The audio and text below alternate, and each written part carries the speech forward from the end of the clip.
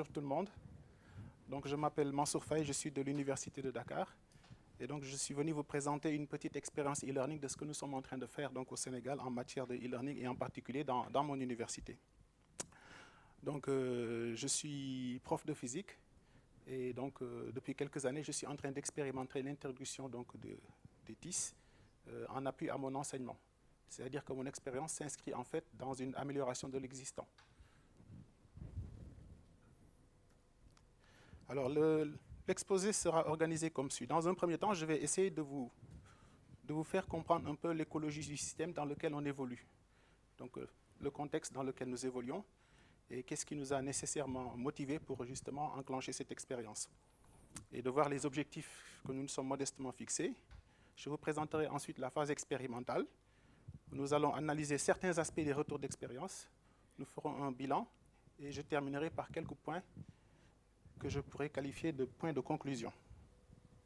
Alors, le contexte. L'université dans laquelle je suis compte aujourd'hui plus de 60 000 étudiants. 16 facultés, instituts et écoles. C'est énorme puisqu'elle n'était pas prévue pour ce nombre. Elle devait en accueillir au maximum moins de la moitié. Et aujourd'hui, elle en accueille près de 65 000. Et si vous regardez un peu ce tableau, vous constaterez que j'ai encadré en rouge la faculté dans laquelle je suis, la faculté des sciences et techniques, qui en 2004-2005 comptabilisait 5 300 étudiants. J'ai pris pour année de référence l'année 2004-2005 parce qu'elle marque l'année à partir de laquelle j'ai commencé à faire le cours sur lequel va porter cette expérience. Et vous verrez très vite que les situations sont très disparates. Vous avez des grosses usines, genre Faculté des Lettres et Sciences Humaines, FLSH, qui comptaient en 2004-2005 près de 17 000 étudiants et qui aujourd'hui en sont à 30 000. Il faut savoir qu'il y a des universités nouvelles qui se sont mises en place, mais qui ne sont pas encore montées en puissance, qui ont donc des effectifs très réduits. Et donc, c'est l'Université de Dakar qui essentiellement absorbe une bonne partie du flot des bacheliers. Chaque année, nous engageons plus de 10 000 étudiants nouveaux. C'est terrible et la situation devient compliquée.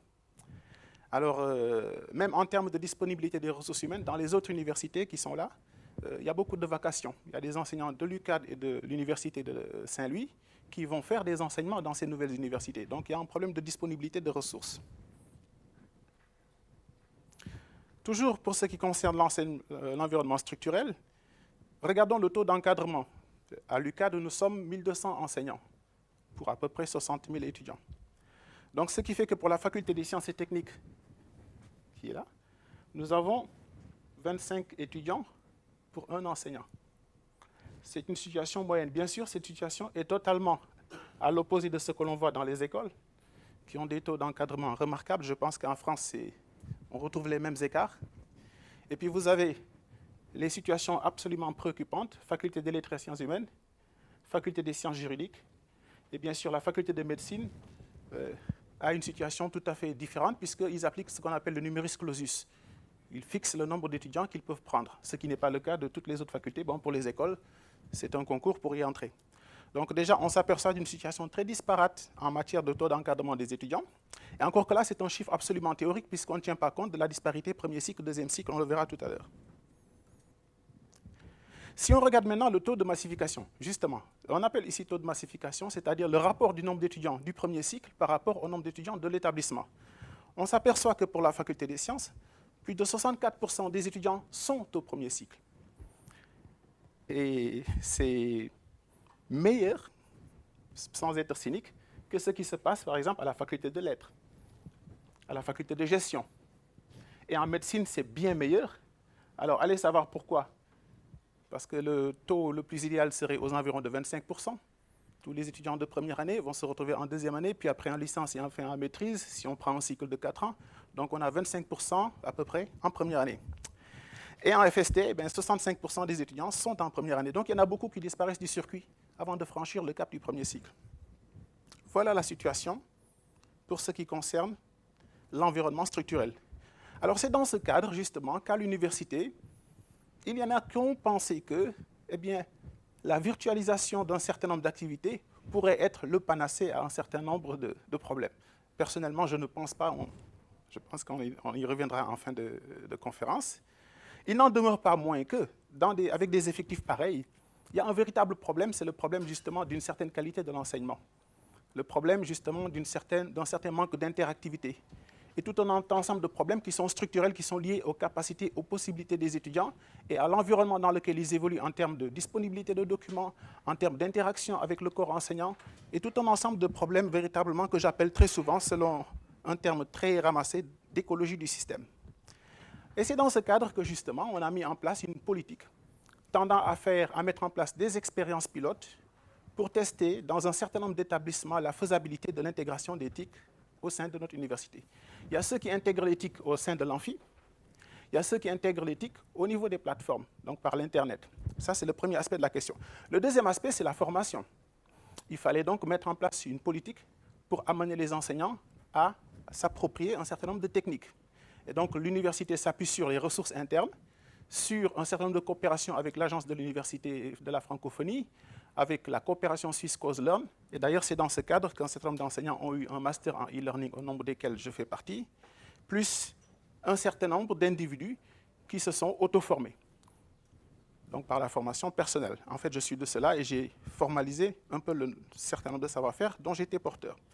Regardons maintenant de manière plus précise ce qui se passe dans la section dans laquelle j'évolue. C'est une section où on enseigne aux étudiants les mathématiques et la physique. Ils sont en première année. Et voici l'évolution des effectifs jusqu'au moment où je commençais l'expérience, l'année à partir de laquelle j'ai eu en charge le cours de mécanique. On observe une courbe de croissance qui suit à peu près la courbe de croissance que nous avons observée dans la faculté des sciences et techniques. Ça veut donc dire que théoriquement, en 2005, j'avais plus de 350 étudiants qui étaient inscrits dans ma section. Mon enseignement par rapport justement aux autres, c'est un enseignement annuel d'1 heure ou de semestriel 2 heures de temps qui fait à peu près 10% du volume d'enseignement dédié à la section. Ce sera très important dans la suite après quand on va analyser les retours d'expérience. Donc j'ai un enseignement qui n'est pas le plus costaud en termes de volume horaire. Donc c'est un cours présentiel en amphi qui n'est pas obligatoire et avec à côté des séances de travaux dirigées de 2 heures hebdomadaires. Donc un cours de 2 heures semestrielles et 2 heures de TD, plus à côté des séances de travaux pratiques. Voilà donc pour ce qui concerne l'environnement dans lequel l'expérience a baigné. Pour ce qui concerne maintenant l'environnement pédagogique, il est clair que les problèmes structurels dans lesquels nos étudiants et les enseignants baignent vont avoir une incidence sur la manière dont les enseignements vont se dérouler sur l'environnement pédagogique.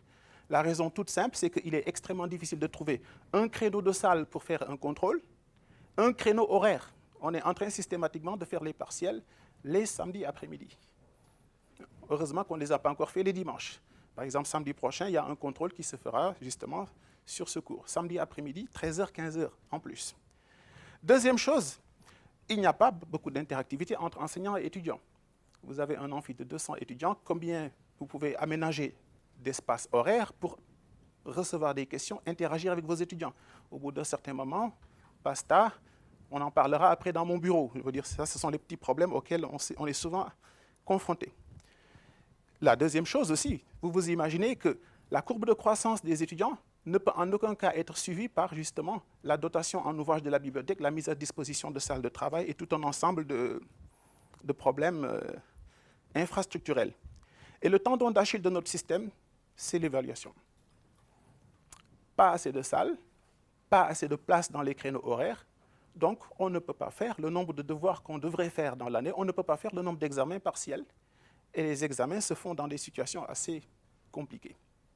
Donc voilà, en quelques points, les problèmes essentiels auxquels le système dans lequel j'évolue est confronté. À partir de ce moment, la question est de se dire, est-ce que je peux trouver quelque chose, un mécanisme, un dispositif qui peut m'amener à faire mieux mon travail? Peut-être, mais dans ce cas, il faudrait peut-être penser à modifier le format de l'enseignement. Ne pas seulement s'appuyer sur le présentiel, renforcer le présentiel par du distanciel. Donc préparer la confrontation professeur-enseignant-étudiant, mais aussi la prolonger éventuellement. Favoriser aussi une démarche réflexive et éventuellement la formation par les pairs, parce que dans un système pareil, finalement, j'ai l'impression d'être dans une scène de théâtre où je présente mon enseignement et puis les gens y prennent note, et puis après je m'en vais. Donc il n'y a pas assez d'interactivité, et il n'y a pas de démarche réflexive auprès des étudiants. Troisième problème, et peut-être qu'on a du mal à percevoir en Europe, c'est justement la banque de ressources pédagogiques. Les étudiants chez nous n'ont pas cette culture un peu des étudiants en France, des annales. Ils ont du mal à trouver l'examen, l'épreuve d'examen d'il y a 2 ans, 3 ans. Je ne parle même pas de la correction, je ne parle pas des travaux dirigés. Ils n'ont pas cette culture. Donc chaque année est un éternel recommencement pour chaque étudiant. Donc là, peut-être les aider à avoir à portée de main un certain nombre de ressources liées à leur enseignement. Et puis pourquoi pas, s'il est permis de rêver, susciter la vocation auprès de certains étudiants. Quatrième objectif, je pense qu'un des aspects de la réduction de la fracture numérique dont on parle très souvent, elle n'est pas forcément infrastructurelle, elle se passe déjà au niveau de l'individu. Il faut qu'il s'approprie un certain nombre de savoir-faire, de techniques. Et le fait d'amener des étudiants à travailler sur une plateforme va nécessairement les amener à acquérir certaines compétences qui vont justement les aider à aller plus loin.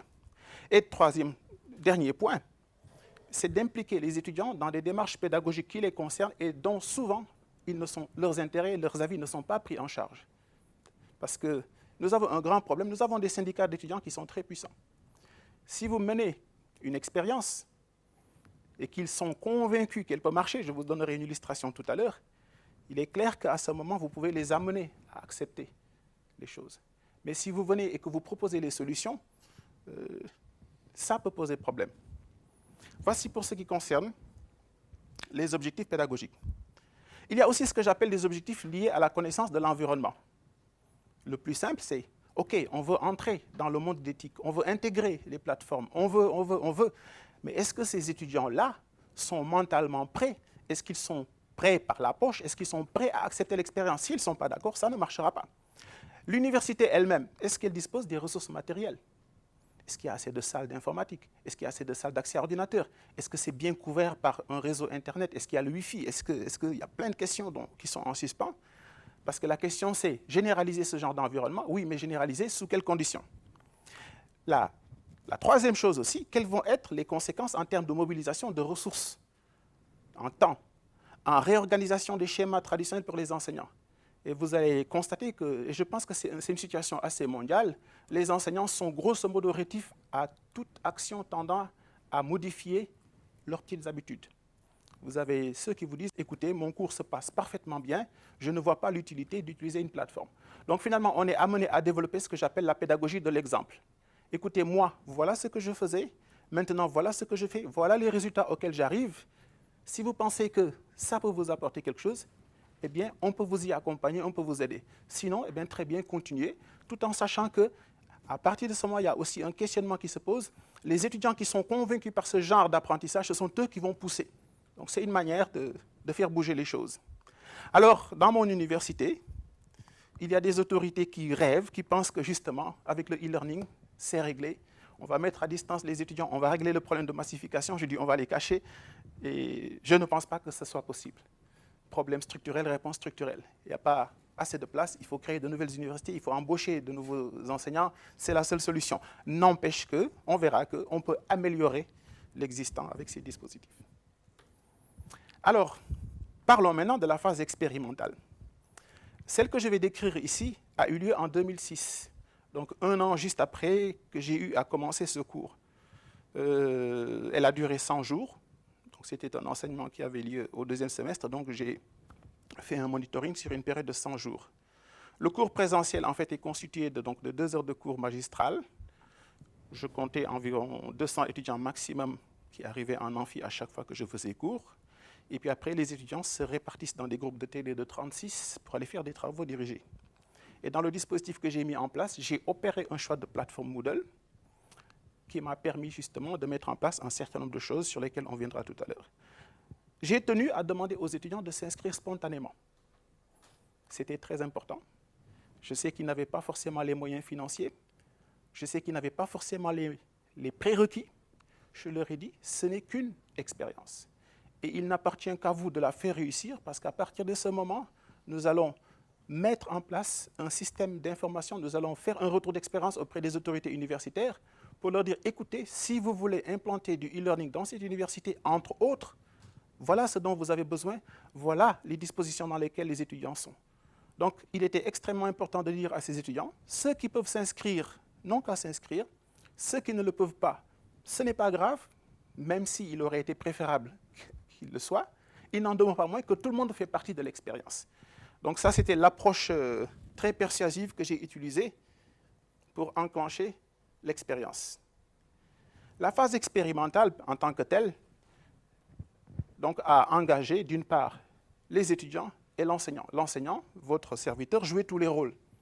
Les étudiants, ce qu'on leur demandait de faire, c'était de parcourir le dispositif d'apprentissage, de s'approprier le cours, soit de l'imprimer, soit de le télécharger, soit de le photocopier sur les amis.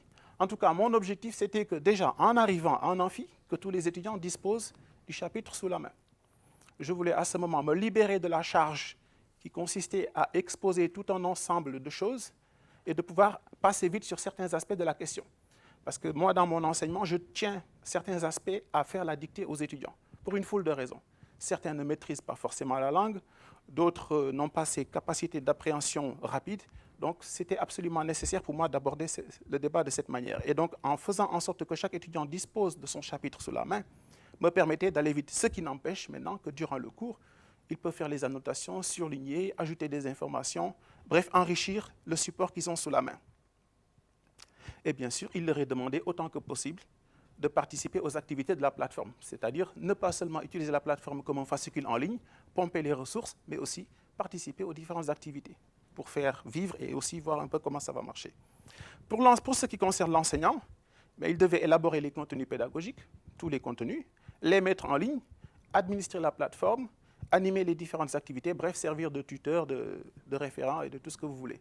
Pourquoi je l'ai fait aussi? Parce qu'encore une fois, je suis dans un amphi, j'ai à peu près 200 étudiants, il y avait 9 groupes de TD répartis entre 4 professeurs qui me soutiennent dans mon action, mais apparemment, ils n'étaient pas dans le même niveau, dans le même état d'appropriation que moi. Donc, il était très difficile de les impliquer dans l'expérience au début. Alors, j'ai tenu à jouer tous les rôles pour véritablement maîtriser la masse de travail que l'opération nécessitait. Il n'en demeure pas moins que 3 ans plus tard, je ne pense pas avoir convaincu toujours mes collègues. L'année passée, il y en a un qui a manifesté le désir de s'inscrire, quand bien même la première année, j'avais inscrit tout le monde, mais il y en avait un seul qui s'était connecté une fois.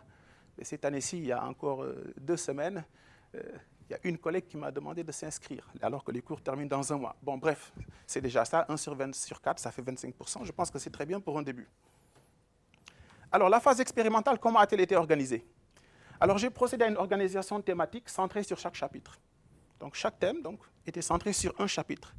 Le chapitre est mis en ligne 2 semaines, 3 semaines avant le présentiel, afin de permettre aux étudiants de se l'approprier. On verra qu'il y a les étudiants avancés qui vont se l'approprier, qui vont le parcourir et qui donc sont prêts. Ils savent exactement les questions qu'ils vont poser. Et vous savez, ceux qui se contentent juste de le prendre et de venir pour écouter le professeur. Bien sûr, ces gens vont avoir des difficultés, ils vous reprocheront plus tard, on le verra, que vous allez trop vite. Vous avez aussi un forum des nouvelles que j'utilise un peu comme un tableau d'affichage virtuel. Pour ce qui concerne mon cours, pas la peine d'aller jusqu'au tableau d'affichage, de quitter la banlieue et de faire 2 heures de bus. Regardez, connectez-vous et pour ce qui concerne mon cours, vous allez trouver ce que vous voulez. Un forum général qui permet d'aborder des sujets de discussion générale, parce que souvent les étudiants sont perdus, même par rapport à un positionnement dans des perspectives de carrière, ils ne savent pas trop comment s'y prendre. Donc c'est intéressant pour eux d'avoir oreille attentive. Une messagerie interne qui permet aux étudiants de communiquer entre eux avec le professeur, et je trouve qu'elle a eu beaucoup de succès, cette messagerie interne. Et enfin, quelque chose de très important, il fallait absolument faire comprendre aux étudiants que dans les évaluations en ligne qui étaient essentiellement des évaluations d'auto-formation, les notes qu'ils obtenaient, que ce soit une mauvaise ou une très bonne note, n'étaient en aucun cas prises en compte dans la note globale. Parce que là, il est clair qu'il y avait rupture d'égalité par rapport à l'accès à la plateforme. Si vous faites ça, vous allez faire râler une partie des étudiants qui vont dire « Écoutez, on n'a pas accès à la plateforme et ça va chauffer ». Donc, les notes ne sont pas prises en compte. Bien sûr, ça a un inconvénient, il n'y a pas d'émulation. Ça, c'est l'un des inconvénients de cette disposition. Alors, pour ce qui concerne toujours la phase expérimentale, en termes de ressources et activités, qu'est-ce que les étudiants pouvaient trouver sur la plateforme? Eh bien, pour commencer, un guide pédagogique du cours, c'est-à-dire le mode d'emploi. Quels sont les objectifs de ce cours? Il est organisé en combien de chapitres? Quel est l'objectif du chapitre? Comment je fais pour faire telle chose? À quoi sert telle activité? Bref, il y avait un guide pédagogique sur à peu près une 12aine de pages qui leur permet de comprendre le mode d'emploi de ce cours. Des annales. donc dans lesquels ils vont trouver les séries de travaux dirigés, les examens partiels, les examens finaux, ainsi que des propositions de correction. Sur chaque chapitre, donc sur chaque thème, j'ai positionné un forum pour aborder les questions spécifiques à ce chapitre. Aussi, une activité test qui permet aux étudiants de s'auto-évaluer. Encore une fois, là aussi, il a fallu prendre des dispositions. Si vous mettez dès le début le paramétrage nombre illimité de tentatives, vous allez voir ceux qui vont faire une tentative de tentative. Alors que l'objectif, ce n'est pas ça. C'est de proposer un nombre limité de tentatives, d'amener l'étudiant à faire sa tentative et de retourner à son cours pour revenir faire la tentative. Donc, par un jeu d'aller-retour, pour essayer de progresser. Il y a aussi des ressources additionnelles qui sont mises en ligne, qui permettent aux étudiants de faire des activités interactives. Donc, soit ce sont des ressources internes, soit ce sont des ressources externes qui permettent justement aux étudiants de faire, à travers certaines animations Java, Applet ou autres, donc de voir certaines choses, parce que bon, j'ai remarqué que mes étudiants ont des difficultés de se repérer dans l'espace, ce qui est une chose essentielle en mécanique. Et bien sûr, il y a pas mal de liens qui pointent vers des sites Internet qui leur permettent de poser du doigt certaines applications concrètes, des notions qu'ils sont en train de voir dans ce cadre de ce cours, histoire de leur faire comprendre que ce que vous apprenez vous sert à quelque chose. Et quand je le peux, parce que malheureusement ce sont des activités qui ne rapportant rien aux étudiants ne sont pas très utilisées, c'est les activités de type devoir. Voilà donc pour ce qui concerne le contenu de la plateforme. Regardons maintenant très brièvement certains aspects du retour de l'expérience. Vous avez vu au début, ils étaient 350 étudiants inscrits. Finalement, à l'examen final, on en a vu 240. Où sont passés les autres? Les autres, entre-temps, ils avaient réussi à des concours et autres. Ils ne sont pas venus, ils sont allés ailleurs. Il y en avait combien qui étaient inscrits sur la plateforme? Il y en avait 200. Il y en a qui se sont inscrits et qui ne se sont jamais connectés, ils étaient 54. Et quand j'effectue le comptage, en fait, je m'aperçois que le nombre d'étudiants effectivement présents dans la plateforme recoupe à peu près le nombre d'étudiants qui ont effectivement fait l'examen. J'ai comptabilisé durant les 100 jours d'expérience plus de 21 000 requêtes, étudiants et enseignants compris. Et le nombre de requêtes du fait de l'enseignant tout seul s'est établi à 8 344. Ce qui, pour cette première année, c'était la première année, montre un peu le haut niveau d'implication que nécessitait un peu la plateforme. Il fallait mettre en place les ressources. Et puis au début, bon, vous êtes en train de butiner un peu partout pour voir ce que les étudiants ils font. Donc voilà, dans un premier temps, la présentation globale des choses. Regardons maintenant les activités plus en détail. Le forum a été une activité très prisée. Elle a attiré près de 2900 requêtes. Les tests aussi. On verra les critiques que les étudiants vont faire par rapport à tout ça. Maintenant, les ressources, plans de chapitre, énoncés de TD ont eu aussi leur part. Il y avait aussi un glossaire dans lequel, justement, les étudiants pouvaient voir un peu, comme une encyclopédie en ligne, l'avis des noms, des grands noms qu'ils ont à côtoyer dans ce cours. En fait, le grand enseignement qu'on tire de ça, c'est que les étudiants se sont appropriés la plateforme, ils ont effectivement pompé toutes les ressources qu'ils pouvaient, mais ils ont essayé autant que possible, on verra que ce n'était pas évident du tout, à participer aux activités interactives, genre forum, genre test en ligne, test d'auto-évaluation en ligne. Ça, c'est les deux grands enseignements qu'on tire de cette affaire. Regardons les choses plus en détail, si on regarde les statistiques étudiant par étudiant. Ah, les tics ont sauté. Alors, ici, c'est le nombre de requêtes sur la période des 100 jours, et là, c'est le nombre d'étudiants. Grosso modo, que voit-on? Eh bien, une moitié des étudiants a fait moins d'une requête sur les 100 jours, en moyenne par jour, et l'autre moitié a fait plus d'une requête. Et parmi eux, il y a un petit groupe de 10% d'étudiants qui a été capable d'utiliser la plateforme de manière assez consistante, c'est-à-dire plusieurs dizaines de requêtes par semaine.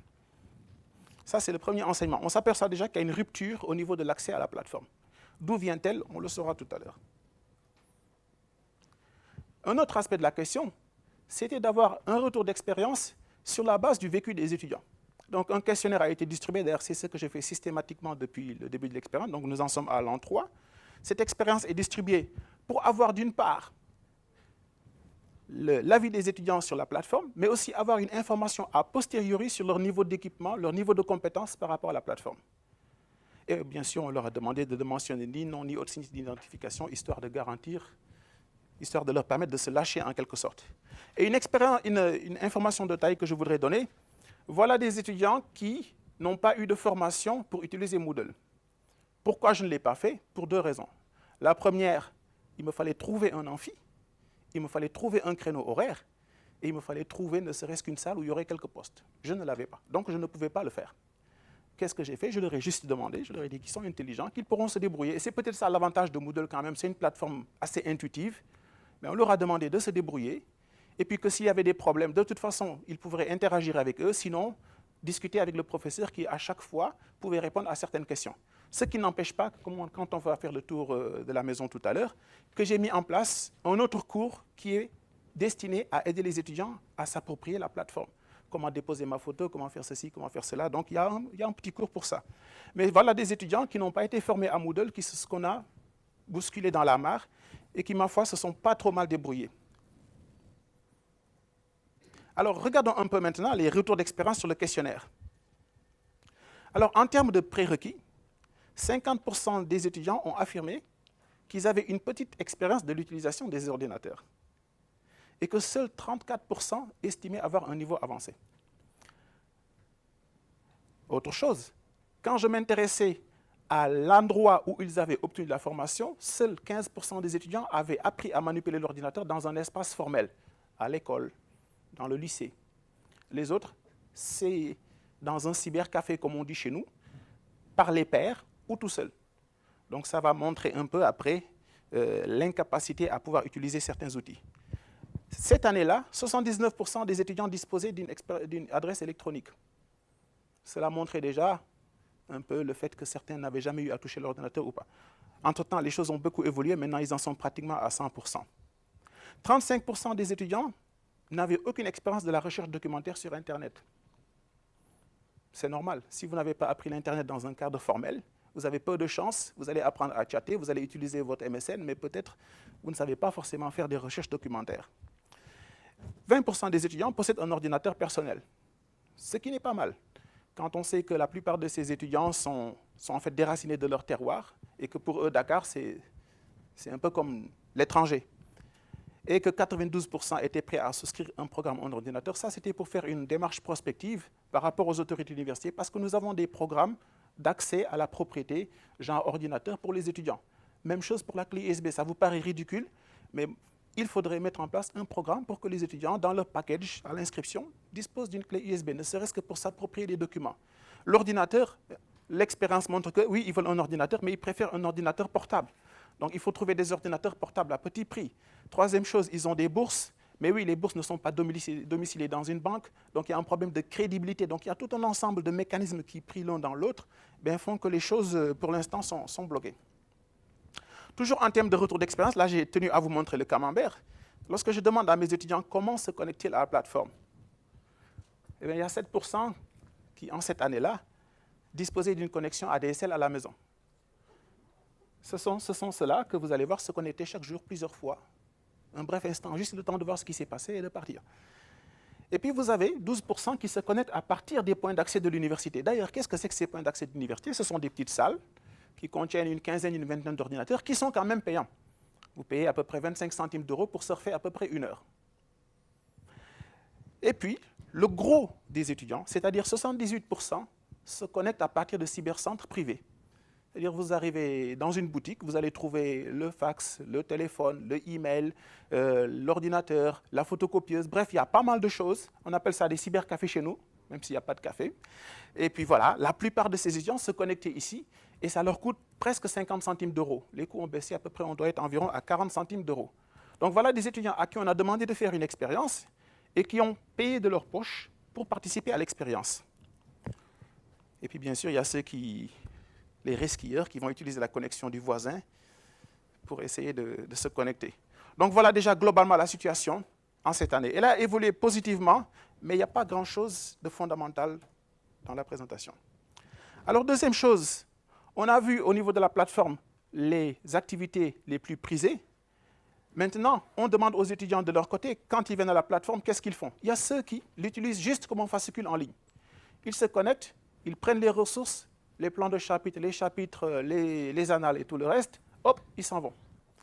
Et vous avez ceux qui essayent de participer aux activités, le forum et tout un ensemble d'activités en ligne, les devoirs, les tests d'auto-évaluation, ils sont quand même 68%. Donc ça, c'est en termes d'appropriation des résultats auxquels je suis parvenu. La fréquence de connexion. Vous avez 25% des gens qui se connectent assez souvent. Mais ce sont ceux qui sont peut-être plus aisés que les autres ou qui ont la connexion à la maison. Et vous avez la grande masse des frustrés, sans être méchants, ceux qui vont se connecter à partir du cyber, qui vous disent que j'aimerais me connecter beaucoup plus souvent. Mais vous savez, vous payez un ticket pour 1 heure, au bout d'1 heure, c'est coupé, eh bien, c'est perdu. Et vous n'avez pas de sous pour acheter 1 heure de connexion, donc il y a la frustration. Et on voit tous les problèmes qu'il y a. Ils ont des points d'accès qui sont très disparates. En termes de configuration de machine, il y a l'étudiant qui va se connecter pour faire son test. Il se trouve que le logiciel n'est pas paramétré pour l'ouverture des fenêtres pop-up, par exemple, ou bien qu'il veut exécuter un composant Java. Donc, vous voyez un peu tous les problèmes de ces points d'accès disparates. Toujours le questionnaire. 87% des étudiants ont estimé que la plateforme leur a été utile. Le même nombre pense qu'il faudrait augmenter le nombre d'évaluations en ligne. Ils disent même qu'ils auraient aimé que certains contrôles de connaissances soient entièrement faits en ligne. Bon, on verra tout à l'heure que ce n'est pas évident pour l'instant. Et tous, après avoir fait cette expérience, disent « Écoutez, monsieur, il faudrait causer avec vos collègues, il faut que tous les cours de la section puissent disposer du même environnement. » Je vous rappelle que mon enseignement, c'est 10% du volume d'enseignement de la section. Et 92% affirment être prêts à payer une inscription pédagogique. Qu'est-ce qu'on appelle inscription pédagogique? Si je vous donne les frais d'inscription dans mon université, je vous demande de ne pas rire. C'est 5 000 francs CFA, ça ne fait pas 10 euros. Ça ne fait pas 10 euros. À chaque fois que les autorités brandissent le spectre de l'augmentation des frais d'inscription, il y a un tollé général, c'est la grève. Alors, quand des étudiants ont fait une expérience comme ça, ils comprennent plusieurs choses. Le prof leur dit, écoutez, moi je ne fais pas un fascicule que je vous vends, je vous offre mon cours. À partir de ce moment, ils comprennent que tous les services sont payants et que l'inscription n'est qu'une inscription administrative et que bien sûr, il faudrait y greffer d'autres chapitres pour avoir accès aux livres de la bibliothèque, pour pouvoir se connecter dans la plateforme à partir d'un point d'accès de l'université. Donc, vous allez avoir un crédit horaire de 200 heures de connexion annuelle, par exemple, ou bien pour avoir accès au réseau Wi-Fi de l'université. Bref, ils finissent par comprendre ce genre de choses à travers cette expérience. Toujours en termes de retour d'expérience côté étudiant, c'est que la plateforme a donné aux étudiants les connaissances sortant du cadre du cours. Elle leur a permis d'étendre leurs compétences en matière donc, de TIC. Ils se sont plus consacrés à l'étude du professeur. J'ai noté plus d'interactivité avec les étudiants. Et puis surtout, moi, ce qui m'a beaucoup vraiment intéressé, c'est que ça a permis de développer un esprit d'initiative, de recherche et une formation par les pairs. Ça, c'est extrêmement important, indépendamment des objectifs pédagogiques qui sont liés à l'enseignement lui-même. Mais il y a des critiques. Il y a ceux qui vous disent, monsieur, le cours présentiel se fait trop rapidement. Ça veut dire quoi? Je dis, c'est normal à la limite. Parce que comme les étudiants disposent déjà du fascicule, ça veut dire que le cours se fait plus vite parce qu'en fait, il ne se fait pas plus vite, mais c'est la charge cognitive du cours qui est plus élevée.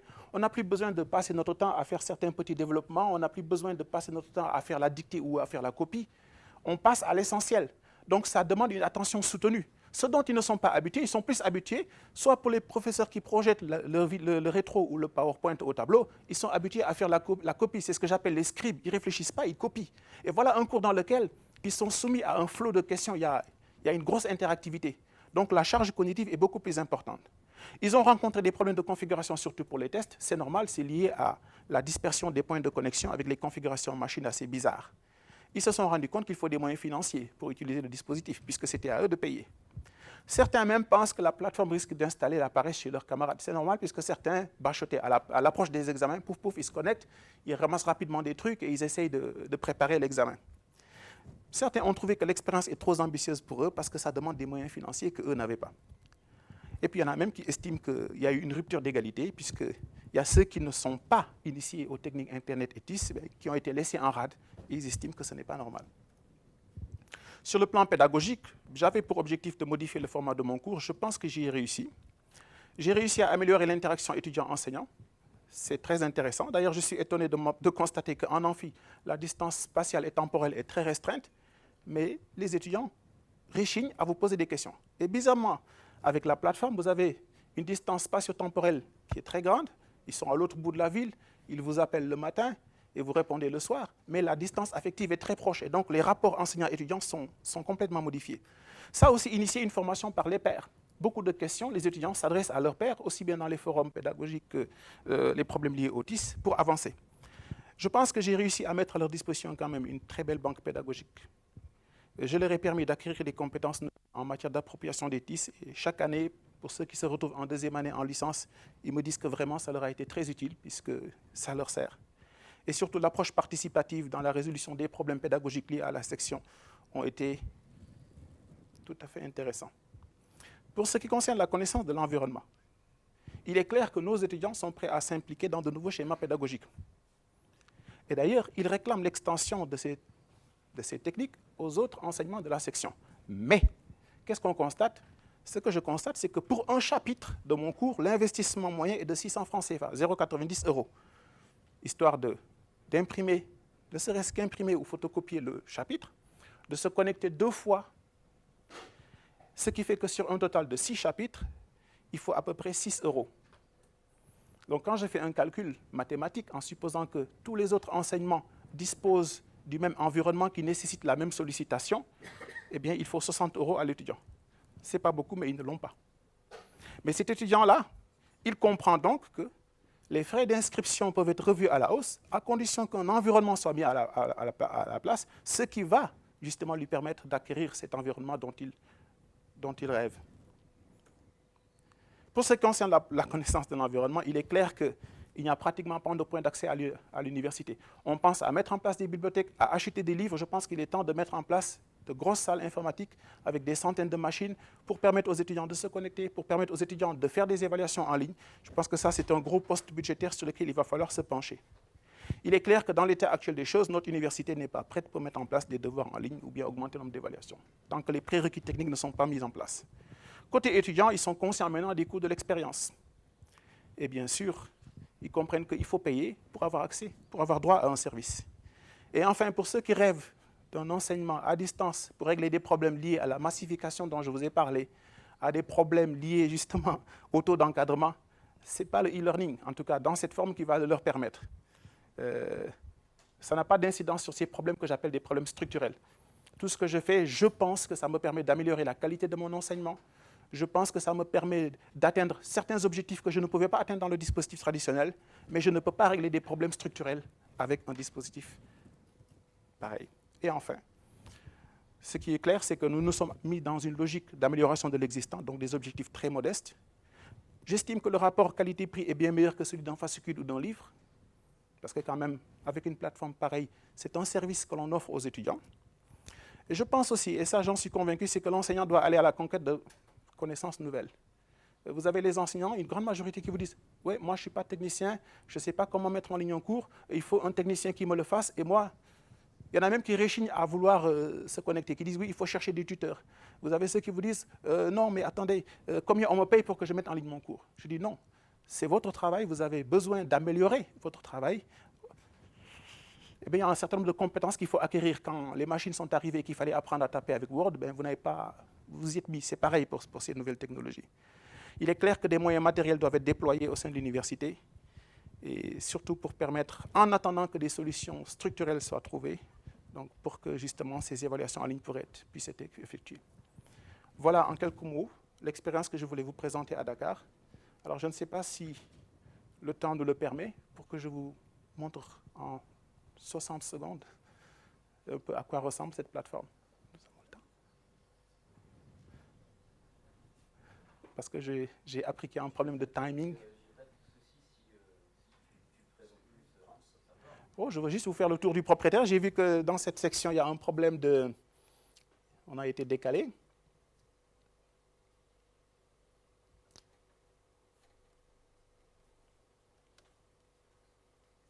Aperçu de la page d'accueil de la plateforme. Alors, primo, vous constaterez que l'adresse n'est pas une adresse institutionnelle, ce n'est pas celle de mon université. C'est une adresse privée, en quelque sorte. Je veux dire, c'est un .com. J'ai tenu à le faire uniquement pour avoir toute la flexibilité requise Parce qu'il y avait un certain nombre de contraintes. Si je mettais dans le site institutionnel, je voulais pouvoir tripatouiller mon serveur, pouvoir accéder aux statistiques, avoir accès à tout un ensemble de choses. Et donc, c'est pour ça, c'est la seule raison qui fait que je suis sur un .com. Mais à terme, je vais migrer sur la plateforme de l'université. Alors, qu'est-ce qu'on trouve au point d'entrée? Il y a mon catalogue de cours. C'est-à-dire qu'avec le temps, finalement, tous mes enseignements sont pratiquement sur la plateforme. Aussi bien celui de MECA MP1 que les enseignements que je fais en licence de physique. Et puis des micro-enseignements que je fais à des groupes restreints. Donc, vous voyez ici, l'aide à l'utilisation de la plateforme dont je vous parlais. C'est le cours qui accompagne le cours de mécanique qui permet aux étudiants de s'approprier un peu la plateforme. Donc, je vais me connecter en admin.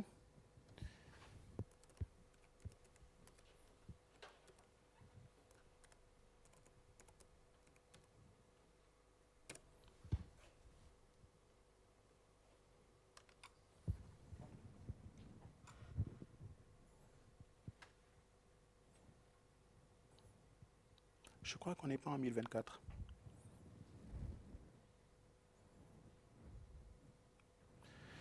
Voilà. Alors déjà, à la page d'accueil du cours,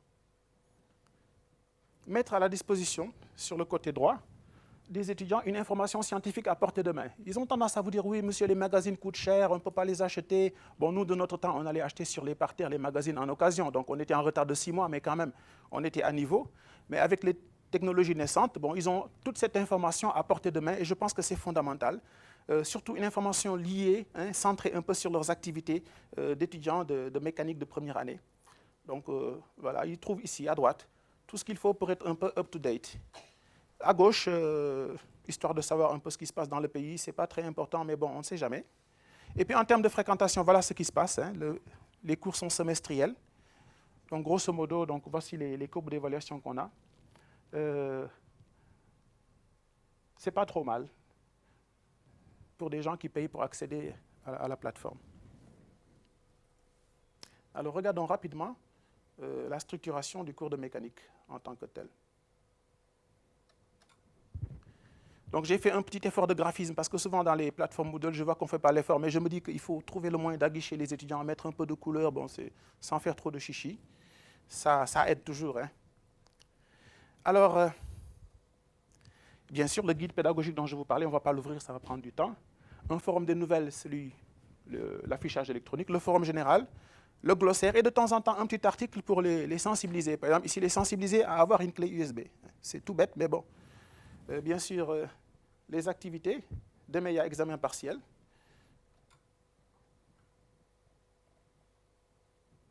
Voilà, l'examen partiel aura lieu. Voilà. Je ne serai pas là, mais bon. Alors, maintenant, le cours, le chapitre 1, donc le thème relatif au chapitre 1. Qu'est-ce qu'il trouve? Déjà, le plan du chapitre, le chapitre. Ça, c'est bien avant que le chapitre ne soit abordé. Et puis, une fois que les choses sont lancées, je mets en place le test d'auto-évaluation. Ici, pour l'instant, donc au début, 2 tentatives. Je laisse aux gens le temps de faire. Après, j'ajoute une tentative, histoire de ne pas les amener à griller toutes leurs cartouches. Donc, quoi, il y a 76 étudiants qui ont fait pour l'instant le test et qui ont eu à faire 203 tentatives. Donc, on voit qu'il y a eu des tentatives multiples de la part d'un certain nombre d'autres étudiants. Les autres, pour l'instant, ils estiment que ce n'est pas nécessaire de faire le test d'auto-évaluation. Bien sûr, les séries de TD sont mises en ligne, mais ne sont pas corrigées ici, parce qu'il ne faut pas marcher sur les plates-bandes des collègues qui interviennent en salle de TD. Je vais me faire jeter. Et bien sûr, il y a le forum du chapitre 1. Par exemple, ici, il y a eu quelques interventions. Voilà. Voilà un peu le genre d'échange qui se déroule. Un étudiant, il pose sa question et moi, toujours, je marque un temps de latence, histoire de permettre à ses camarades d'apporter leurs réponses. Et là, le professeur, il vient pour redresser certaines situations ou valider. Mais toujours, il y a la validation du professeur et qui, éventuellement, peut se permettre de relancer le débat. Donc, voilà un peu le genre de questions-réponses, d'aller-retour que nous ont permis de faire la plateforme.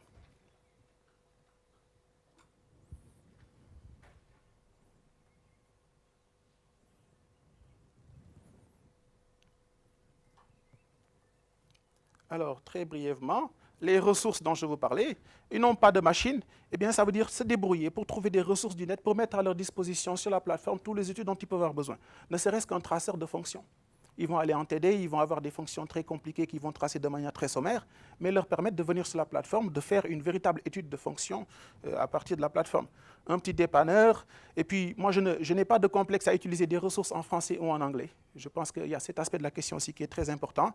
Donc leur mettre à côté un petit site qui leur permet justement de procéder à un certain nombre de traductions. Quand c'est possible et quand c'est pertinent, de proposer un atelier devoir à rendre, qui est rendu par une poignée d'étudiants. L'activité la plus populaire, c'est les archives du cours de mécanique. Et bien sûr, dans ces archives, eh bien, ils vont trouver ici leur fameuse annale, les séries de TD, énoncés, examens, propositions de correction, et ainsi de suite. Donc ils viennent, ils piochent, et ils ont les annales, ils savent un peu ce qui les attend par rapport au cours de mécanique. Et là, j'utilise systématiquement le format PDF. Et voilà, c'est le processus qui se déroule chapitre par chapitre. Là, nous sommes en train de terminer le chapitre 4 et il nous reste 2 chapitres à faire. Et parfois, pas moi de sortir des sentiers battus, de faire un lien vers une ressource genre vidéo, hein, par exemple le voyage de Cassini-Huygens sur Titan, et puis après, de faire un atelier sur ça, de les amener à se poser des questions par rapport aux choix technologiques, aux protocoles utilisés, histoire de comprendre que ce qu'ils apprennent peut leur apporter quelque chose. Donc 2 chapitres à faire. Allez plus loin, parce qu'après il y a de la demande. Les étudiants vous disent, monsieur, est-ce que vous avez un logiciel pour l'astronomie? Est-ce que vous avez un logiciel pour suivre les satellites? Est-ce que ceci, est-ce que cela? Donc vous avez donc, à ce moment ce que j'appelle la section aller plus loin, qui permet aux étudiants justement d'aller plus loin. Et enfin, bon, projet d'étudiants. J'ai choisi 2 ou 3 groupes d'étudiants à qui je demande de faire un travail de recherche. Donc ils sont en train de le faire par rapport à des thématiques bien particulières. Et après, les choses sont mises en ligne sur la plateforme. En termes de fréquentation, juste pour terminer, là aussi c'est le facteur émulation. On s'aperçoit qu'il y a le respect professeur-étudiant, il va en s'agrandissant dans les 2 sens. Parce que l'étudiant qui se connecte, bien sûr, j'ai préparé le terrain pour le jour où mes collègues seront prêts, chacun pourra gérer son groupe et faire des activités liées à son groupe. L'étudiant qui se connecte, la première chose qu'il voit, c'est qu'il s'aperçoit que ses camarades se connectent. Il se dit, ah, il faut que je me connecte moi aussi. C'est émulatif. Ils le disent d'ailleurs. C'est un peu comme le collègue, le camarade qui se cache pour faire ses devoirs le soir et qui fait croire à ses amis qu'il ne travaille pas. Ils s'aperçoivent que le professeur est très présent. Il le voit dans la réactivité des réponses, il le voit dans la présence de la plateforme. Donc il a le sentiment que son professeur se défonce pour lui. Et le professeur aussi a une traçabilité un peu de l'effort que les étudiants sont en train de faire par rapport à sa matière. Et donc finalement tout ça, ça socialise les rapports, ça crée un respect. Il faut vraiment l'avoir vécu pour s'apercevoir que les liens sont totalement modifiés par rapport à ce genre de choses. La dernière chose que je veux dire, cette plateforme tourne sur le Moodle 1.5.4. Mon prestataire ne me permettait pas de monter sur les dernières versions, mais ce sera chose faite à la fin de l'année. Voilà. Je vous remercie pour votre attention.